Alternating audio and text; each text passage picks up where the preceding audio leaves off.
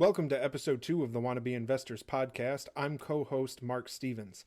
Today we have Danny Harrison for you. Danny is a 21-year-old entrepreneur from Atlanta who shares a story with us about flipping cars to flipping houses to full-time real estate entrepreneur. Let's pick up the story.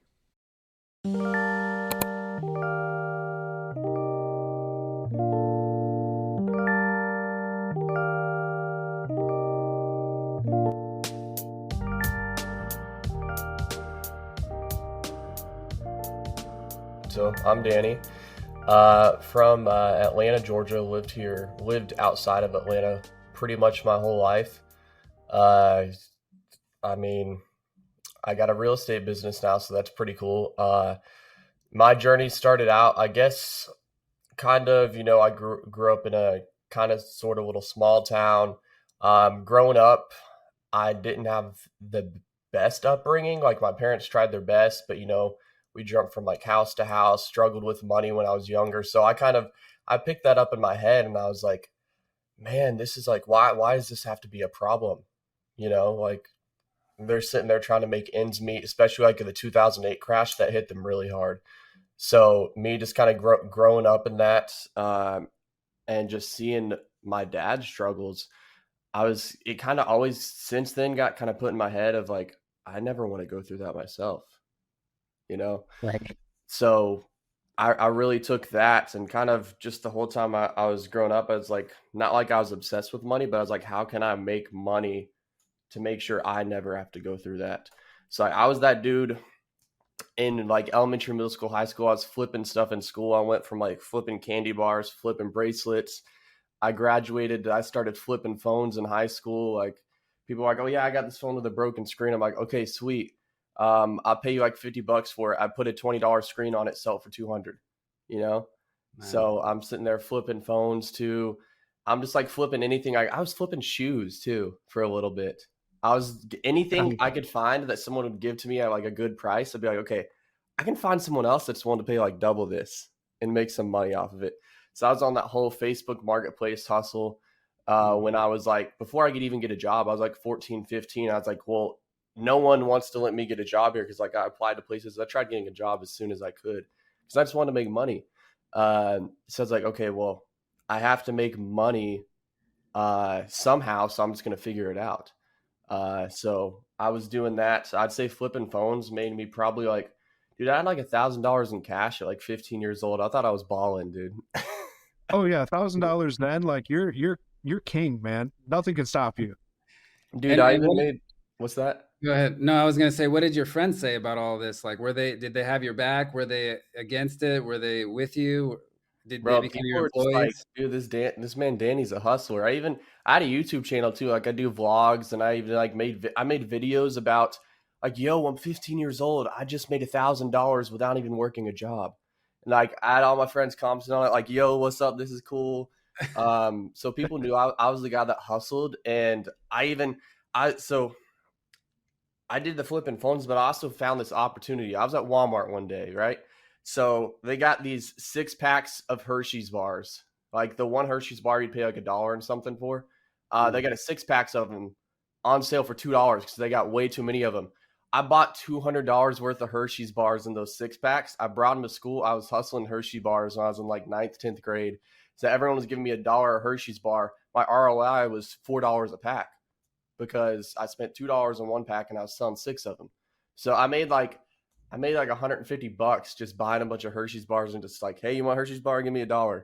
Be like, oh, this dude's flipping candy. Dude, I was doing everything. So everyone was always like, dude, this man Danny's trying to hustle. So that's pretty much what I got from it. So what was 15-year-old Danny spending that kind of money on? Dude, I just saved it. I didn't spend anything. Oh, there you go. Dude, I was just like, how can I build up this money? Like, even when I got my job at 16, I was finally able to get a job. And I was thankful at that point. My parents had made it pretty well off. My dad ended up getting a good job.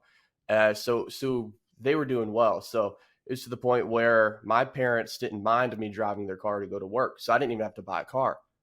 So I was using my mom's car to go to work, and they were even paying for gas too. My parents are so supportive. So I didn't have to pay for a car or gas at first anyways. So I was just going to work, saving all my money up. So like I casually just had like a few $1,000s sitting in the bank after I had a job, and people were out going spending this money. And I would say ever since I've had a job, I've always kind of made a threshold like, okay, now I can't go under $1,000. I have to keep this money because I saw the ultimate goal of like, if I want to have money, I can't just go out and spend it. So I just saved my money up is really what I did. That's amazing that you had that thought process. I mean, what about the temptation? No temptations were coming along your way with all of this money saving and hustling? I mean, I would say yes, but at the same time, I busted my butt for this money. So I was just like, I was kind of at that point in time. Obviously, I didn't develop any kind of mindset things. I wasn't even as close to as far along as I am now. But I was just so addicted to the number in my bank account. I was just like, I like looking at this more than I like looking at this new pair of shoes. I like logging into my bank account saying, I have $7,000. Man, that's so cool. Like I was actually at that point in time, I was addicted to looking at the number. So that honestly was kind of more important to me than anything else. If that sounds good or bad, I don't know. But Yeah. at that time, that was what was important to me. And did you go from phones to maybe cars, and then you got into real estate? Dude, we What haven't was even got started. Dude, you just like you hit the nail on the head, bro. That's exactly what I did. oh okay. So eventually it was actually after I got out of high school because dude, I did make a few mistakes, honestly. Eventually I did spend money, let me be honest. So I would say when I was in high school, I ended up buying this really nice truck that I wanted, but guess what? I paid cash for it. It was a $10,000 truck, paid cash. So obviously that was almost all my money, but I was looking at it from a perspective of this truck can actually make me money in the long run. We'll get into that. So I bought this truck I wanted. Then, I'm still making more money. I got this nice job now that's giving me pretty good income, at least for my age. And then I just kept saving that. I ended up saying, hey, I'm about to start this full-time job. This is like right before I graduated high school. So I was like, oh, I'll have this truck, but I want to save money on gas. So then I went and bought a car too. I was supposed to have fun with it. It was this little manual car. But that was back before I was still kind of learning how to spend money and like what I should spend my money on. So I bought this car. I thought it was cool, $3,000 car. Next thing you know, the engine blew up like 2 months after I bought it. Lost $2,000 on that thing. I'm just like, oh man. So that really just like a punch in the face because also I brought my friend with me that encouraged me to buy it. I was like trying to negotiate the dude down. My friend's like, dude, this is a nice car. You should get it. I'm just like, dude, why did I bring this guy? But essentially, it's the people I surrounded myself with too, because they had these cars, and I'm just like, oh, I want this car now too. So I ended up buying this car. I lost money on it. I was like, dang, that sucks. Now I don't want to do that again. So then I essentially, after that, I lost out on that car, and then I just was like back on my hustle, like not spending any more money. And actually, I did do something else. I was flipping wheels too. So my truck that I said I bought, I owned that thing for 2 years. I probably had 10 different sets of wheels on there, wheels and tires, because I'd get a new set, I'd trade them, I'd flip them. So that truck actually made me money. I don't even know how much in profit I made off of wheels. I buy a set of wheels on Facebook Marketplace for $900, sell them for $1,500 to the right person. Because people are like, oh, I want to get rid of these right now. And I have people that it'd take a while for them to buy it, but I had them sitting in my garage. I'm like, okay, I know they're going to make me money. So I was flipping wheels in the process too. Bought that car, lost out. I was like, dang, this sucks. So then I ended up getting into flipping cars that same year. But I was really strategic about it. That car I saw, that was like, oh, is this cool car that does these cool things? Now I'm just like, let me get into boring cars because that actually makes money. The cars that are reliable, so like Toyota Camry, all Toyotas, Hondas, all that. So essentially, I would pick up my phone, go on Facebook Marketplace, and look for cars. So then I started flipping cars, and I did that while working my job. That point I was out of high school, working full time. I was flipping cars. What's that? I worked at Quick Trip, a convenience store. Essentially, I went from high school as a clerk in the store, just doing kind of the grunt work. And then I was always growth mindset, even though it was not into business yet. I was still doing it on the side there, but I saw this money right now. So I was actually working my way up the ladder at my job. So it's all about who you know, right? So I knew people that were on like the development side of things, like that had moved up from in the stores to doing new things. So I went up to this job. I was a project technician. That's what they called it. So essentially we were doing remodels at Quick Trips. So like anytime Quick Trip wanted to roll out, just like random things like, okay, now every store is going to get this new printer for the food labels. So I'd go around every single store, install the new one, throw out the old one, even went up to the point where I was actually remodeling kitchens, project managing, remodeling kitchens at like 19 years old. So I was freaking putting in the work. So I was doing that and then doing this flipping cars on the side. And I was like, dude, there's got to be an easy way. Like, I'm telling you, I was working like 65 hours a week and flipping cars at the same time. So I was probably working like 70 something. I was still going to so essentially my schedule was like, okay, go to work from like 5 a.m. to like 6, 7 p.m., maybe 8 p.m., just depending on the day. Also, and I had 2 days off a week. So then I'd be flipping cars on my days off. And I was just freaking grinding, dude. And I was always on Facebook Marketplace too, trying to find more cars. And I was like, oh my gosh, I'm really like, I was doing so much work to the point where I was like, I don't honestly looking back on it now, I was like, dude, how did I do that? I was a workaholic at that point in time, but I wanted money. But then I was flipping cars, you know, and then I was thinking there's got to be an easier way because I was sitting there. All my off time was spent scrolling Facebook Marketplace. You had to target the ones that just listed because those are the ones that were good deals, at least from my luck. So if I found a car, I'm in Georgia, right? If I found a car that listed in South Carolina, they want $3,500 for it, but it's worth like $5,000, $6,000, $7,000. Guess what? I'm driving to South Carolina tonight to go get that car. So that's really what I was doing, and I was just grinding it out, flipping cars, and then I was like, dude, this is taking so much out of me. I was getting sick of picking up my phone and looking at Facebook Marketplace, not because of the end result, but just because of how long it took to get that result, and it just kind of took away from me being present in other things. So eventually, I came across this dude, Jerry Norton, on YouTube, selling houses. Yeah. And I was like, dude, this is pretty cool. Like, I feel like I did stumble upon it a few years before then, but at that point, it was like some random dude on YouTube. I was like, nah, this is a scam, whatever.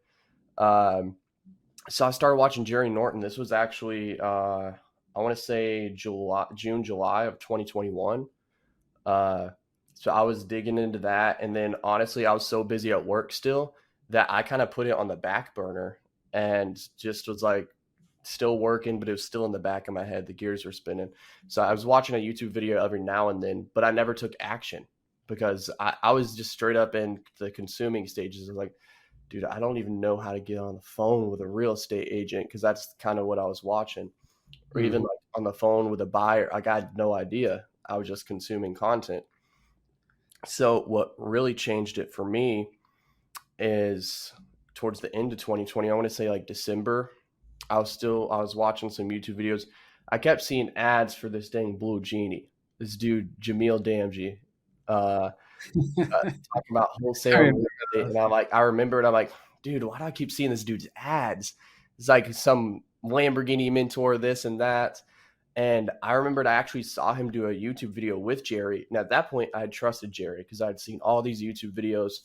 And I'm like, well, he actually did do a video with him before. So this dude must be legit. And then I click on this link. It's to talk about astro flipping. And I'm like, okay, sure. I'll sign up for a call, see what happens. And then I watched kind of this onboarding video before they would call. And it was kind of like a clip of one of his coaching calls.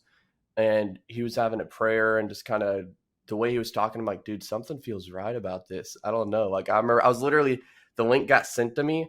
I was sitting at the gym doing an ab workout and I sat here and watched this video. I'm like, dude, something like I just had that feeling, you know, I was like, there's something's going to happen here. So next thing you know, this dude gives me a call, one of his onboarding guys, Carl, and he's like, so yeah, tell me about yourself. He basically was trying to tell me, see if I was the right fit for this course called astro flipping. I actually got the shirt on.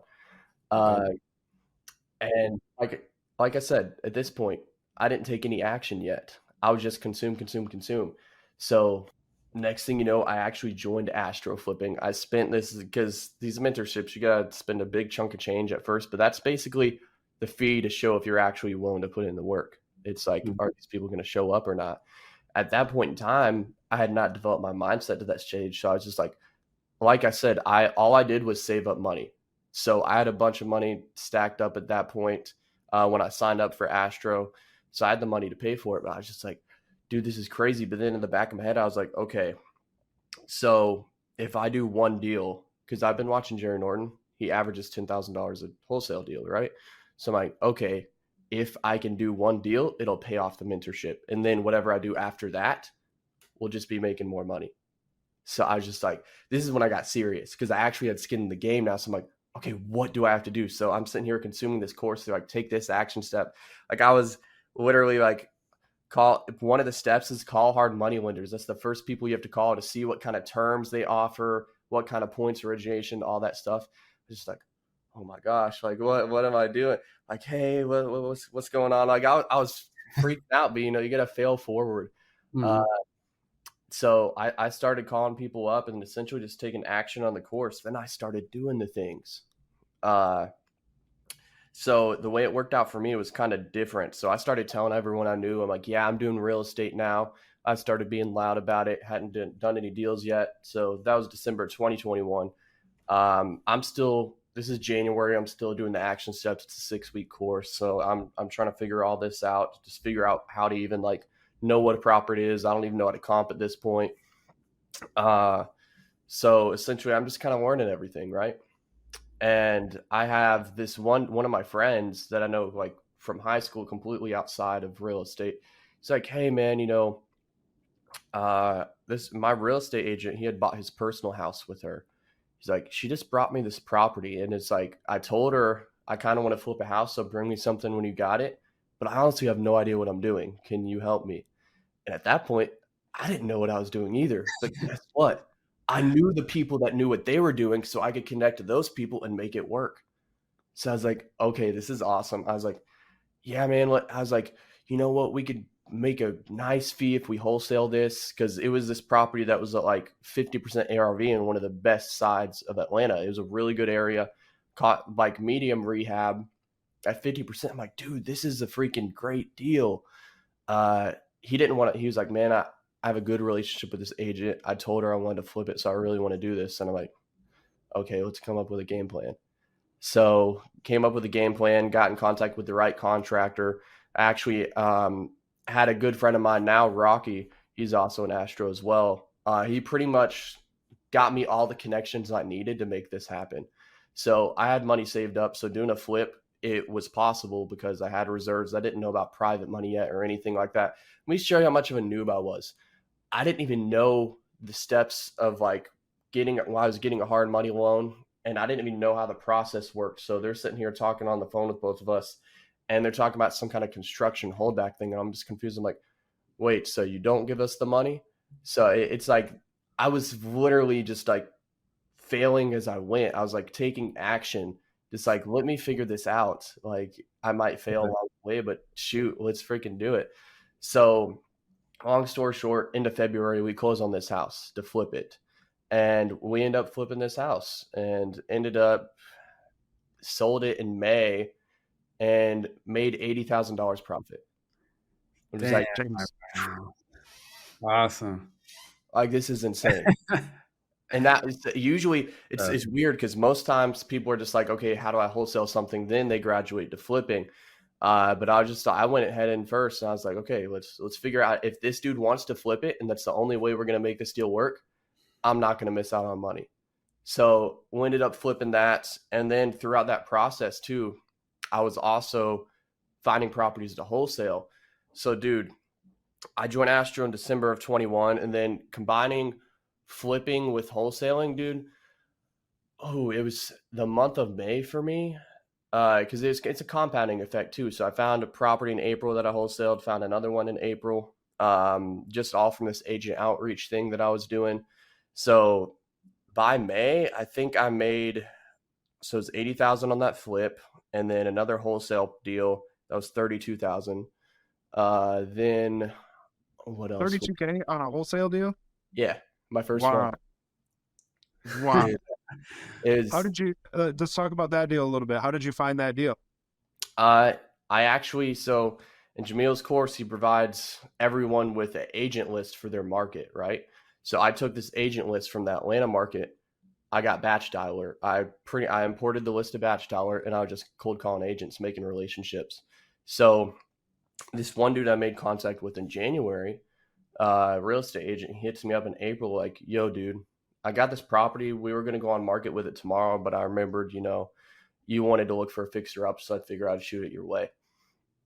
And I looked at it. It was actually funny because I'm in the market I'm in, but I was actually in Vegas for Clever Summit last April. And I was in Vegas, and this dude sends me this property. This is the coolest thing about real estate. I'm not even boots on the ground yet. So I'm in a completely different state. This dude sends me this property. They're asking 285. I comped it. ARV was like 428. And I was like, dude, this is a deal. It was a cosmetic rehab, needed flooring, paint, new cabinets in the kitchen. The bathrooms were already remodeled. I was like, dude, this is a deal. So I was actually, since I just did that flip, I was like, oh, maybe I'll flip this one too. So I analyzed it as, okay, well, I'm going to shoot for the stars. I'm going to send this out at 310K. It's a little high, but if I don't get that, I'll just flip it myself. So I sent it out at 310, I had someone that had an interested hedge fund buyer. Then they came in at like freaking 340, which was crazy, but they backed out. They were like, oh, actually, the house is a little too big for us. Hedge funds are really picky and they waste your time sometimes. I ended up finding another Astro student actually that found me a buyer. And I was like, dude, if you net me at 310, make whatever you want. So he found someone that came in, I think like 315. And then he made 5K too. So ended up getting a buyer secured at that. And I was like, dude, this is insane. So that was a 32K deal. That's how I got it. Straight up agent outreach from this list I got from Astro Flipping on Batch Dialer, and just following up with that agent and making a relationship with him.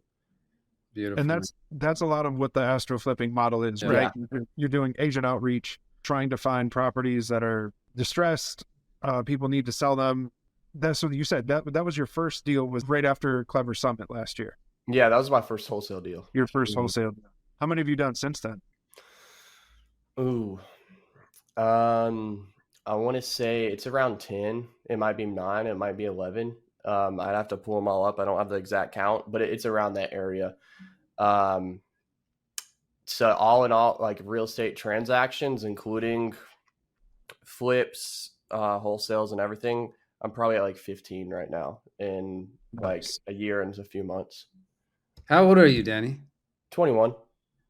Damn. Oh, okay. And so my question is, what it seems like you haven't had that many challenges. Everything's been like scaling up. Like you went from phones to cars to flipping. Like what challenges have you had in this whole thing, so the audience can, kind of get some insight on that?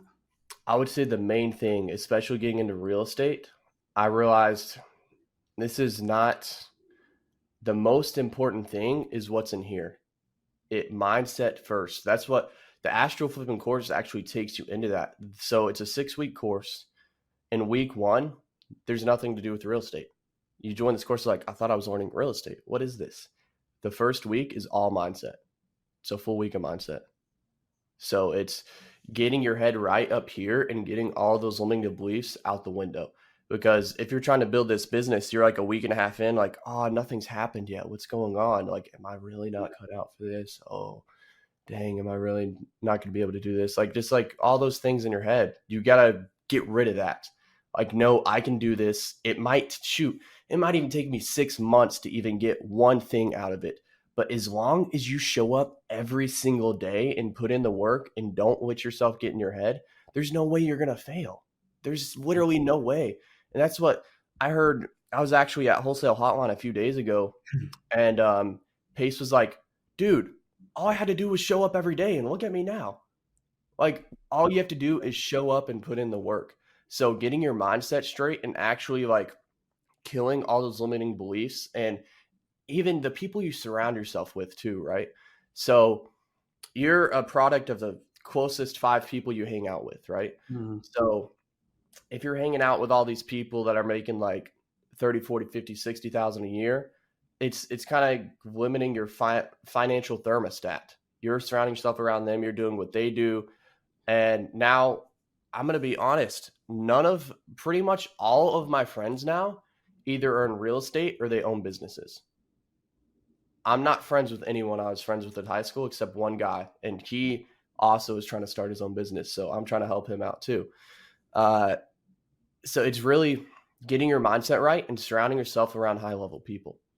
Because if you're surrounding yourself around these people that are like down here doing this much, guess what? Even if you're getting up there, it's going to start bringing you down because they're just like, oh, no, you can't do that. Oh, this is crazy. Why would you even try that? Like, I know a lot of people starting out in real estate, their family's always like, well, are you sure you're going to be able to do that? Are you going to be able to do this? Even like when I told my dad, so I didn't quit I kept my job for a long time too. I didn't quit my full-time job until February of this year. And I was talking to my dad. I had already made $200,000 in real estate last year. So it's like, why am I still working this job? My dad was like, are you sure you're going to be able to make it without your job? And I'm like, dude, it's because it's like the financial security. You have this job, they have benefits, blah, blah, blah. So he was even like, are you going to make it? I'm like, yeah, dude, I got this. So it's all around surrounding yourself with high level people and just getting yourself in the right headspace. Exactly. And let me ask you this. Do you have a girlfriend, a wife, or anything right now? Not right now. That was actually a hard part in my journey as well. I got out of a 5-year relationship back in September, unfortunately. So what's that? So 5 years and you're 21. That's impressive. Yes. It's 25% of your life, man. I know, it's crazy. So it was a huge thing for me. We just weren't following the same path. I had this whole idea of what our life was going to be like in my head. I'm like, we're going to get married, we're going to have kids. I had the whole thing out in front of me. It's like, this is all going to work out. We were going to move in together. And then just 1 month, it just started not working out. And then eventually we broke things off. And then I was just like, shoot, now what am I doing this for? So it's actually been a struggle I've been going through myself, which I'm finally getting myself in the right rooms, getting over that. But it affected me because part of my why was like, so my family struggled. Now I'm just like, okay, I'm going to make sure my actual family never has to struggle again. I'm going to make sure my wife and my kids, if my kids want to go to Disneyland, I'm like, okay, let's go to Disneyland. I don't ever want to have to worry about money. So then I had this actually idea of like, okay, this is my girlfriend. She's going to be my wife. We're going to have kids. I had the whole plan right out in front of me. And then it just basically exploded. So that really hit me hard.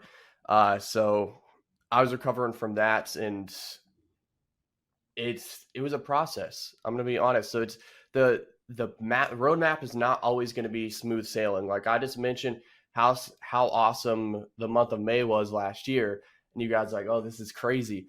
But then I'm not also sharing you guys, okay, I broke up with my girlfriend 1 month and I didn't do any deals. You know, there's a balance. You can do really good, but there's also points in time where it's going to be hard. It's going to be so freaking hard you feel like giving up. But it's just I was getting the right headspace of like, okay, I'm here for a reason. This is actually challenging me because the thing that's on the next side over, like on the other side of the wall that I can't see, is going to be freaking insane. It's going to be so crazy that it's going to extremely elevate me. I'm going to be doing a lot better. So this is just a bump along the road.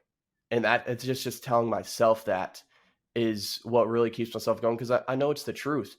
So many people are like, okay, if it gets really hard right now, guess what's waiting on the other side? You know? And what was the mindset change? What was the recovery? How long did it take you to recover from no deals then to like, okay, I need to get back on the grind. I need to get back on my stuff. You know, I have a purpose. I have my mission to, take care of. And then now you went back on your mission, back on real estate. Dude, honestly, it took a few months. So I would say actually from like September to October, even going into November, I was still working my job too. So I was working like 50 hours a week. And then I was also trying to build my business on the side too. And I literally I didn't even process what happened. Like I didn't even process the breakup. And then like one night in like November. So at that point I was still smooth. I was not smooth sailing, but I did a couple deals. I was still kind of going through the things. And then it just hit me one day. I was like, oh shoot. I was literally laying in bed at like 2 a.m. I'm like, wait, that really happened. I was like, oh shoot, man. So it literally processed like right then. And then it was probably, I would say for like from like November to like part of December, which is kind of me like figuring out what am I doing with my life? Like what actually is my purpose? And why am I on this? I know I'm on this earth for a reason. I know I'm on here to do great things. So it's really just kind of gaining that back towards. So basically the end of the year was a little bit rough for me. I had a flip that I did that I didn't lose money on, but it just completely didn't work out. Didn't sell as fast as I thought it would. So just all these things compiling at once. So it was a mess towards the end of the year, but it's just about, okay, now what steps am I going to put in place to prevent this from happening next time? It's all a learning experience. And how can I prepare myself for that next thing that's coming? So like I've been kind of preaching most of this is it's all in your head. Yeah. Would it defeat you? It will defeat you. Yeah. I'm proud of you on that, man, because I have a buddy that went through a breakup and that took him down through the abyss, like destroyed him. Like now he's just now trying to rebuild and everything. And it's been a year. Yeah. Yeah. I mean, honestly, it still slightly affects me, but one thing also as well that I also have faith. So I'm just like, okay, I know whoever you believe in, the higher power, whoever's watching, it's like, okay, well, I know they have a plan for me and that this is just their way of showing me, hey, this actually wasn't supposed to work out. You went through this 5 years and I don't regret that 5 years. I'm not just like, screw her. Like she's still a great person. It just didn't work out, you know? Yeah. So I just like, okay, I'm glad I know now and not instead of 10 years down the line when we're already married and have kids. Like that would be terrible.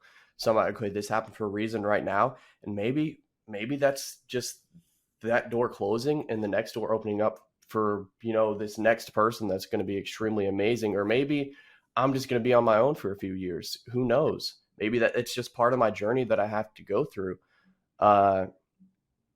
And I mean, that's just really how I thought about it. And it helped me out. And sometimes every now and then I'll be like, dang, I miss being in a relationship because obviously I will tell you, it's nice being in a relationship, nice having someone that cares about you and just like, hey, I had a rough day and just, chilling out with them. So that part I would say, yeah, I miss it, but everything happens for a reason. That's the thing I say all the time. Everything happens for a reason. Oh, I left the house 5 minutes late. What if I got in a car accident? You never know. That's just the world telling me, okay, this is how this needs to work out. So it's just kind of reframing that in my head all the time. That's awesome, man. I'm just getting deeper into that because it's like, there's really no excuse not to go and pursue your dreams. Like, break up or family, having kids. I mean, there's always there's a window that you have to create for yourself to be able to, devote to that dream that you have. That's just why I'm going in a little deeper on that, but yeah, there's some resiliency you have to have as an entrepreneur. Yeah. You're going to deal with adversity, whether it's in your personal life or in business. And that's like a muscle that you have to continue to build up. 100%. So speaking about mindset, is there anything that you do or any like routines that you have or anything specific that help you work on your mindset? Or do you do like any sort of affirmations or do you write things down? Do you have like a vision board? Is there anything like that you do to keep yourself plugged in? I got my whiteboard right there. And like, whenever I'm like kind of going through a day and I'm struggling, I will literally like write out what I'm grateful for, why am I where I'm at? And if I'm in a slump, like, dude, get your ass up. Look at all this stuff on this board. Look at those people relying on you. Like, my goal is I want to retire my parents too. So I'm like, okay, well, if I don't put in the work, what's going to happen to them? I have like so many things. It's like, okay, you help this person do their first deal. Where's that next person waiting for you to help you do their first deal? If you don't take that action, then you're letting someone else down. Even if it's not one of those things that even they know it. It's like, dude, you have a purpose here. So I will sometimes sit here and I'll just write some stuff out. Like, okay, well, what is your goal? Okay, this is your goal. What are you doing to get there? Exactly. You know? That's great. I love that. Yeah, and there's a quote. I think it was from Alex Hormozy. He says it takes 100 times to break down your muscle and rebuild it, right? And then also it happens the same thing with your mind, but with the mind, it's a choice, and you either make that or you don't. The other ones, it happens naturally. So that was something I liked. It kind of plays into this whole thing. So is there anyone that you still follow, any content that you still consume for real estate or for mindset or anything like that? Anyone you like to follow? There is quite a few. I still do consume some content, but it's all about implementing what you follow and taking action steps on it. So, you know, I'll still watch, like, honestly, my entertainment is I'm going to go watch Pace Morby talk to some sellers on YouTube. Yeah. And then that kind of, it can increase my skill. I can pick up on something he said, like, oh, he's actually using this real life comparison of, oh, this is like me paying your credit card. Just like this dude uses crazy examples. So it's just like, it could be teaching me, okay, now to try and get this seller to understand what I'm saying, I can bring a real life situation into this. So stuff like that. And then also for the mindset, one of my favorite podcasts is the Ed Milet show. I love it. I love Ed Milet. So that's one of the main ones I listen to. And just like some of the people he brings on there, it's just it's mind blowing. So that's true. That's my favorite podcast right now for like self-development mindset. And also another good one is Lewis Howes. So I listen to him sometimes too. Yeah, Ed Milet's great. Shout out The Power of One More. Oh yeah. Yeah, that he was the keynote speaker at Clever Summit. Yeah, Clever Summit. Yeah. He spoke at the end. I'm in Michigan now, but I flew out there for that. I was there last year. Okay. That was great. Great time. I really liked what was his name? Mike, the marketing guy. Shoot, I can't think of his name. You talking about Billy Jean? Billy Jean is marketing. Unbelievable. Yeah, Billy Jean. He was awesome. Dude, that was crazy because he's even doing like the most basic ads that look like they were made with like a freaking Microsoft clip art, just like writing the doodles on the screen. That was like his advertisements. People were like, what is this trash? But it was still working. Yeah, absolutely. And let me go just track back a little bit since you've done so many deals now. Your partners and everything. Have you had any bad partners? Any legal issues with any of the deals that you've done? So far, not yet. Fingers crossed. One of my partners on a good bit of those deals was actually my buddy Rocky that I met through Astro. He essentially, I met him in January of 22, and he helped me actually implement on that action as well. So back then I was just like, I didn't even know how to comp a property. And he essentially walked me through that. And essentially it was like a win-win for both of us. So we started doing deals together. Essentially, I did quite a few wholesale deals with him as well. And we're like brothers now. Like I'll go to his house and hang out with him and his kids and his wife. You know, we'll have fun on a like Friday night or something. So it's kind of like we've kind of built a partnership there too. So we've done a lot of deals together. I've done deals with a few other Astro students too. And so far, everything's went well. I would say one of the first flip I did do, the partner I had on that, he wasn't really into real estate yet. You know, I explained that a little bit ago. And one thing I struggled with on that one is I found myself doing a lot more work than he was doing, but I had already agreed to doing 50-50, you know? Yeah. So we had decided to split the profits 50-50. I was like, okay, this is cool. But then I found myself probably doing like, it felt like, at least in my perspective, I could be wrong, but I felt like I was doing 80% of the work and he was doing 20. I was just like, dude. So that was probably the one situation where I felt like I should have got more, but I'm a man of my word. So I wasn't going to go back and be like, hey, dude, I need more money now. I just took it as, okay, this is a $20,000 learning lesson, just something like that. Like I could have made more money, but I said I was going to do this. I didn't make all those expectations clear. So I essentially, I took fault for that and was like, okay, well, this is how I can learn for next time. If I partner up with someone else, I want to make expectations very clear. And that was just one deal, or is that where you guys that was just working one together? Okay. Yeah. And what kind of strategies are you working out now? Like in real estate, you just focused on wholesaling, focused on flipping? Are you focused on sub 2 now? Are you what's your strategy?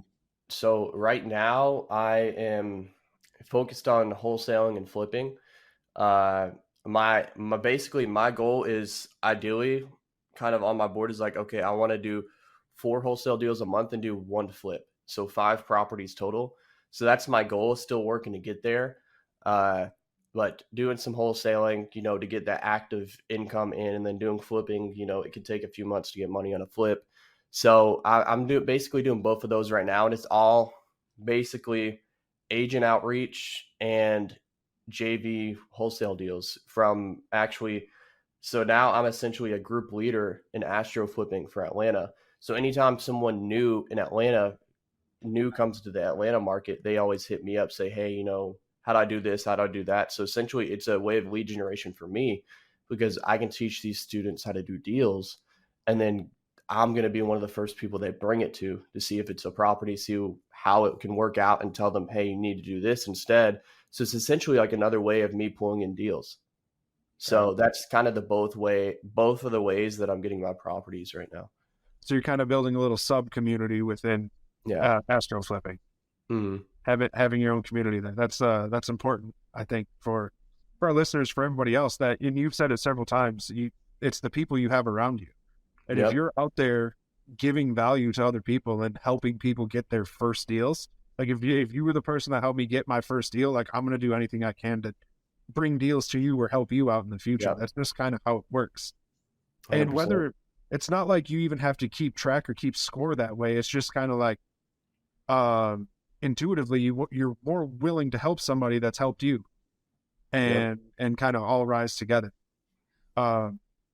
What's the market like in Atlanta? What's been going on there? Is it still hot? What's inventory like? What are you looking for there? So in Atlanta, it's still a hot market. It's a huge market too. And I would say one thing kind of new people coming in don't understand is it's like 2 markets in one, really. So you have essentially you have the city of Atlanta right here. You have 285, the interstate that kind of surrounds Atlanta. And then you have like the metro Atlanta areas like Cobb County, Gwinnett County, and all of that area. So right now, honestly, when I don't really like deals inside of Atlanta as much. Sure. Most of the houses in Atlanta are older. They're pretty much always a full gut. And I would say I don't have too many buyers that are really as interested in the city of Atlanta because they have a bunch of permitting issues. They take forever. They drag that process out. So I'm more focused on the metro Atlanta area, and people love that area. So anything like Gwinnett County specifically, I have like quite a few buyers that if I don't decide to flip it, I actually got one done at I want to say like 72% of ARV right now, which is a pretty good. It's a cosmetic rehab, but that's a pretty high percentage. But it's a really good area, good schools, nice neighborhood.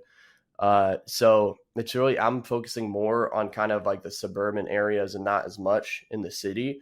Now, if someone brings me something in the city, I'll see if we can make it work, but it's just I don't have as many people interested over there. And I feel like there's more people interested in the metro areas, and it's more of like where you'd want to build a family, And so what are you looking to do long term? Like if you're wholesaling and flipping right now, like that's cash today. What are you doing, or what are your plans to do some sort of passive income or invest all this awesome money you're making left and right? Absolutely. So I've already kind of failed forward on that one. So last year I purchased a duplex with one of my partners, and we were like, okay, this is going to be awesome. I finally have somewhere to put some of my money. And he's like, yeah, let's do short-term rental. And neither of us ever did that before. So that was the first mistake, partnering with someone that didn't know what they were doing. And I also didn't know what I was doing. So we bought this duplex, tried to make it into a short-term rental. Essentially, the neighborhood wasn't the best, so it didn't work out. We went, almost owned that thing for a year just to finally say, okay, actually, this is going to have to be a long-term rental. I had to pull out all the furniture because we weren't really getting many bookings. People weren't interested. So that was going to be my first kind of roll on passive income, and kind of just really pretty much failed on that one, but I'm like, hey, that's okay. Now I'm just kind of taking a step back. Okay, let me recoup my losses from that and actually come up with a game plan and find someone that actually has done a bunch of this before and partner up with them and have a strategic game plan. Because this one, I was kind of letting it flow and just like, okay, well, this is going to get figured out, and not really putting active energy into it. So that one, I have like $50K sitting in that property right now, and I'm just finally starting to earn passive income from it just because there's so many mistakes that we made along the process. I'm just like, okay, now I kind of step back a little bit. It's like, okay, well, I need to focus on scaling what I have in front of me right now and then get back to that, because it took a lot of energy out of me. So that's my game plan right now is I want to build a team for my wholesaling business, and then also eventually for that flipping business as well, build a team of contractors and just kind of have everything to the point where I can get it delegated. And then I want to focus on accumulating more properties as well. That's kind of the goal for me right now. And I have a question. Have you had any issue with shiny object syndrome? Like trying to go to so many things at once, like maybe sub 2, and then there's astro flipping, and then there's, all these type of things, STR, MTR, LTR. Essentially, sure there's a lot of people watching that they don't know where to go, what to focus on. And then they go. Essentially that was just that property I just talked about. I was just like, I was doing really good at wholesaling and flipping. I had made all this money in a few months. I'm just like, okay, now I got to put it somewhere. Let me do a rental now. So I was jumping around trying to do that rental, and I failed on my butt. So essentially that was my version of shiny object syndrome, trying to do, okay, I'm flipping, now I'm wholesaling. Now I want to do short-term rental. I want to pick up a long-term rental too. Trying to do it all at the same time instead of focusing on one thing at a time, building a legit business out of it, then moving on to the next thing. Yeah, that's been a kind of my problem as well. I want to do so many things, Yeah. So that's what you're saying. That's why you want to build out a team and kind of double down on what you have that's already working in wholesaling. Yeah. Because if you get that going, you have a team working and pulling in deals for you, and you just kind of have to sit back and just make sure everybody's doing their thing. That business can scale quickly, and then you're going to have to find something to buy to put your money in. Exactly. Yeah. So what do you like to do for fun? You said your entertainment is watching Pace Morby talking to sellers, but I do like going to the gym too. I like going to the gym. And then I don't know, it's another thing that takes my time. I don't know if I would say I have fun doing it, but working on my house too. Oh man. Your own house? Yeah. Like a few months after I moved in, I had a water leak. Freaking the whole ceiling in my kitchen freaking fell through. I had to repair all that. So just learning how to do that too, because I'm always a guy of like, okay, well, I'm just going to learn how to do this and I'm going to make it work. But I know in the future, I don't see myself doing that again though, because I want to get to the point where I'm making so much money that my time is worth a lot more. that I can just delegate it out. But for now, I'm just kind of doing my own things around the house too. Yeah, once you get good enough, there's some opportunity cost lost by doing things yourself. Yeah, it's like I 100%. could be making myself a lot more money doing something that I know I'm good at rather than learning how plumbing works. Yeah, 100%. So the house that you're in now, did you buy that conventionally, or was that a deal you found? Or So this one was actually, I bought it with FHA. That's on it. Okay. That's also why I held on to my job for so long. Like the first year in real estate, I still worked my job too.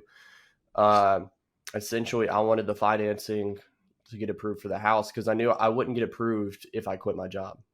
So, because I mean, I made a decent amount. I made $80,000 last year working my full-time job too. So I used that to give me the approval for this house. I bought this in October, and essentially, I'll break down the numbers on this one too. So this is actually pretty cool. I wanted to find a house that I could live in for free, essentially. So at first I was looking for a duplex. I found a duplex. Property fell through. So now I am in a 6-bed, 3.5 bath, 3,700 square foot house. So I'll break down the numbers. So my mortgage is $3,450 a month, which is not cheap, but also I have all this room in my house. So right now I'm renting out 2 bedrooms at $985 a month for $1,970. And it's got a 2-bed, 1-bath basement apartment that I am about to get a tenant locked in for $1,700 a month. So that's going to pay my mortgage. So you're house hacking it. Yeah. I do that. Yeah. Yeah. That's good, man. So I am house hacking my house. And then essentially that, in a way, that kind of replaces my W-2 income by just renting out places in my house. Right. Then you have a free place to live. Yep. So essentially I'll just be out of pocket maybe like $200 for utilities because I'm including utilities in their rent. So maybe a few $100, but I'm living in a crazy house. I actually have my own office. I have a master bedroom and I have the whole garage for myself. So nice. And are you renting out to people you know, or did you just post like listings on Facebook Marketplace? Or so right now this is actually pretty cool. One of my roommates, I actually used to work with him at my job. Now he's doing better things for himself. He's going to the gym. He's elevating his life. Then my other roommate, he buys businesses. He went to that event in November, Abraham's event that I met you at, Patrick. And he also went to the Dealmaker one in Tampa. So he's working on mergers and acquisitions for businesses. Has he bought it? We got to get him on the podcast is what you're saying. Yeah. Oh yeah, 100%. Absolutely. So he's actually done consulting for equity on a few of them. So, I'm doing that right now, actually. Okay. Yeah. That's what's up. What do you mean consulting for equity? So essentially, I don't know 100% too much about it. He would be able to explain it a lot better. But he's helping a business, like if the business is struggling with something, he's coming in and adding value, saying you should tweak this, and that, and you're going to make this much more money. Essentially, that's the easy explanation. Yeah. Although that's my dream job. Yeah. I would love to do that. Yeah. I would love to do that. Awesome. Yeah. Yeah. What's this guy's name? Because we do want to get him on the podcast. It's Angel Perez. I think his Angel. I know Angel. You do? Yeah, he's a buddy. We met at the first one. We were sitting together the whole time after the first day. Oh, sweet. I think he's out there. I'll get him on there. I'll get him on. Yeah. I actually have him on the list already. That's what's up. Yeah. So he's living with me now. He actually, him and his wife moved down from Nebraska. Oh, they're living with you. Yeah. He lives with me. He's one of my roommates. Okay. Oh, that's pretty cool, man. Yeah. It was literally, we decided, when I went to the one in Tampa, he also went again, and they wanted to be around heavy hitters in the business industry. And, Abraham lives in Atlanta too. Exactly. Yeah. So they wanted to be around all those people. And he's like, bro, you still got some space available? I'm like, yeah, literally on the way home from Tampa. He's like, all right, bet. Send me the lease agreement. I'll be out there in 2 weeks. Shit, that's my boy right there, taking action all the time. Yeah. He's living here too. So it's kind of like we're in a house of people just trying to elevate each other. Yeah. That's tight. I love that. So what would you say to our listeners who are kind of where you were before you got started, people that would like to do something different, they haven't taken any action yet, what would your advice be to somebody like that? I would say, at least for me, if you don't have the money to join a course, if you're really like, oh, hey, I want to join a sub-2 or Astro or whatever you want to do, if you don't have the money, it's okay. Just talk to us, people that are parts of the mentorship and have been through the things, and essentially get a game plan of, say, hey, I really want to get deals. I think I'm going to talk to agents and get properties that way. So if you want to do agent outreach, do this. Stick to any kind of method you want to do for anything. Stick to it for 90 days of consistent action. And if you don't do it for 90 days and you complain saying it's not working, then don't come back to us and say, hey, I tried this, it didn't work. I want to see you've been doing this for 90 days. You've been tracking your KPIs. This is what you've been having. Okay, this day I talked to 45 people. 20 of them said they were okay with me keeping in contact with them, building relationships, getting properties, whatever that could entail. I want to see 90 days of KPIs, and then you can come back to me and complain if you have no results. All right. So is that what you would do? Like if we were to do like an undercover millionaire type thing where we pick you up and go drop you in a brand new market where you don't know anybody, what do you do for your first 90 days to try to make money doing what you're doing now? Yeah, I would say I would legit probably try and get an agent list for that market, upload it to Batch Tyler, and actually like have a CRM that I can implement that so I can keep track of my follow-ups. I would also have my KPIs of how many people I'm talking to. I'd just hammer the phones and just talk to people and build relationships. That's really what the business is about, talking to people. Mm-hmm. Yeah, absolutely. And what books do you recommend, maybe for mindset, that a lot of people may need to help them? One that we slightly talked about earlier, The Power of One More. That one's really good. I read that one, and honestly, I need to get better. What's that? By Ed Milet for the listeners out there.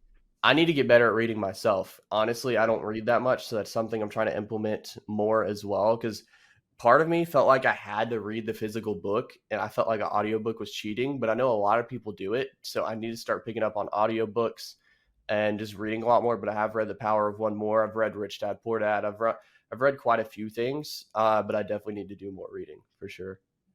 Yeah, this was good. This was great. You're interesting. This was great. I can't believe you're 21. You speak like somebody that's been around the block and you've been doing this your whole life. Man, you got so much life in front of you. You got so much time to make mistakes. Yeah. Oh, I know it. Yeah, it's just guys, it's all in here. It's all about how you present yourself, what you're learning, what you're consuming, what you're doing on a daily basis. That's what it's all about. Yeah, let's do that real quick. What's a typical day look like for you then? So right now, a typical day would be waking up in the morning, going to the gym, coming back, getting my breakfast, then hopping on the computer, essentially doing what I got to do, checking my emails, doing some follow-up, and then making new relationships, and essentially just doing everything in my little day-to-day that I got going on. And if I got to walk properties, do that in the afternoon. And then just kind of right now, I'm still trying to transition from not working full-time anymore, and now this is my full-time.